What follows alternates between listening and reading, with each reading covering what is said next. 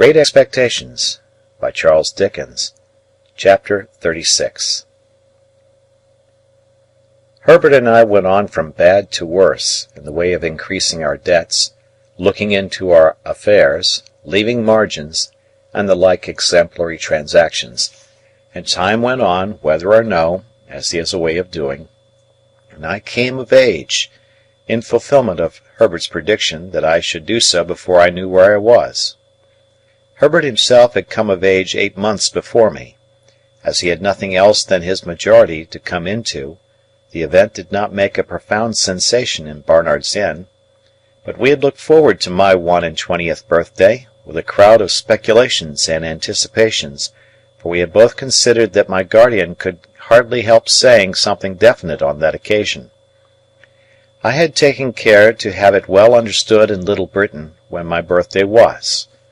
On the day before it, I received an official note from Wemmick, informing me that Mr. Jaggers would be glad if I would call upon him at 5 in the afternoon of the auspicious day. This convinced us that something great was to happen, and threw me into an unusual flutter when I repaired to my guardian's office, a model of punctuality. In the outer office Wemmick offered me his congratulations, and incidentally rubbed the side of his nose with a folding piece of tissue paper that I liked the look of, but he said nothing respecting it, and motioned me with a nod into my guardian's room. It was November, and my guardian was standing before his fire, leaning his back against the chimney-piece, with his hands under his coat-tails. "Well, Pip," said he, "I must call you Mr. Pip today. Congratulations, Mr. Pip." We shook hands. He was always a remarkably short shaker, and I thanked him. "Take a chair, Mr. Pip," said my guardian. As I sat down, and he preserved his attitude and bent his brows at his boots, I felt at a disadvantage, which reminded me of that old time when I had been put upon a tombstone. The two ghastly casts on the shelf were not far from him, and their expression was as if they were making a stupid apoplectic attempt to attend to the conversation. "Now, my young friend," my guardian began, as if I were a witness in the box, "I am going to have a word or two with you." "If you please, sir." "What do you suppose," said Mr. Jaggers, bending forward to look at the ground, and then throwing his head back to look at the ceiling, "what do you suppose you are living at the rate of?" "At the rate of, sir?" "At," repeated Mr. Jaggers, still looking at the ceiling, "the rate of," and then looked all round the room, and paused with his pocket-handkerchief in his hand, half-way to his nose. I had looked into my affairs so often that I had thoroughly destroyed any slight notion I might ever have had of their bearings. Reluctantly, I confessed myself quite unable to answer the question. This reply seemed agreeable to Mr. Jaggers, who said, "I thought so," and blew his nose with an air of satisfaction. "Now, I have asked you a question, my friend," said Mr. Jaggers. "Have you anything to ask me?" "Of course it would be a great relief to me to ask you several questions, sir, but I remember your prohibition." "Ask one," said Mr. Jaggers. "Is my benefactor to be made known to me today?" "No. Ask another." "Is that confidence to be imparted to me soon?"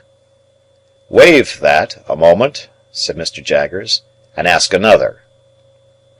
I looked about me, but there appeared to be now no possible escape from the inquiry. "Have I anything to receive, sir?" On that, Mr. Jaggers said triumphantly, "I thought we should come to it," and called to Wemmick to give him that piece of paper. Wemmick appeared, handed it in, and disappeared. "Now, Mr. Pip," said Mr. Jaggers, "attend if you please. You have been drawing pretty freely here. Your name occurs pretty often in Wemmick's cash-book. But you are in debt, of course?" "I am afraid I must say yes, sir." "You know you must say yes, don't you?" said Mr. Jaggers. "Yes, sir." I don't ask you what you owe, because you don't know, and if you did know you wouldn't tell me, you would say less. Yes, yes, my friend," cried Mr. Jaggers, waving his forefinger to stop me as I made a show of protesting. "It's likely enough that you think you wouldn't, but you would. You'll excuse me, but I know better than you. Now, take this piece of paper in your hand. You have got it? Very good. Now, unfold it and tell me what it is." "This is a banknote," said I, "for £500. "That is a banknote," repeated Mr. Jaggers, "for £500. And a very handsome sum of money, too, I think. You consider it so?" "How could I do otherwise?" "Ah, but answer the question," said Mr. Jaggers. "Undoubtedly." "You consider it undoubtedly a handsome sum of money. Now, that handsome sum of money, Pip, is your own. It is a present to you on this day, in earnest of your expectations. And at the rate of that handsome sum of money per annum, and at no higher rate, you are to live until the donor of the whole appears.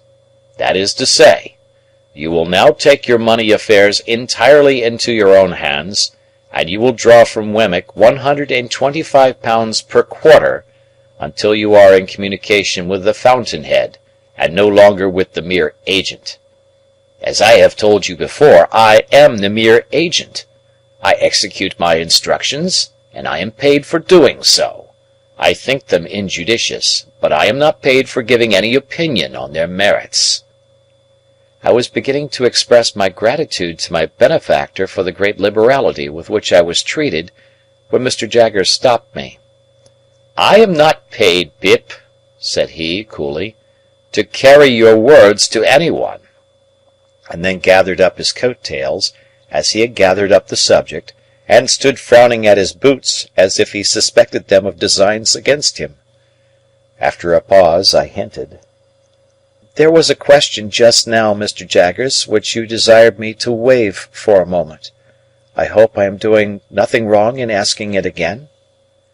"What is it?" said he. I might have known that he would never help me out, but it took me aback to have to shape the question afresh, as if it were quite new. "Is it likely," I said, after hesitating, "that my patron, the fountain-head you have spoken of, Mr. Jaggers, will soon—" There I delicately stopped. "Will soon what?" asked Mr. Jaggers. "That's no question as it stands, you know." "Will soon come to London," said I, after casting about for a precise form of words, "or summon me anywhere else?" "Now here," replied Mr. Jaggers, fixing me for the first time with his dark, deep-set eyes, "we must revert to the evening when we first encountered one another in your village. What did I tell you then, Pip?" "You told me, Mr. Jaggers, that it might be years hence when that person appeared." "Just so," said Mr. Jaggers. "That's my answer."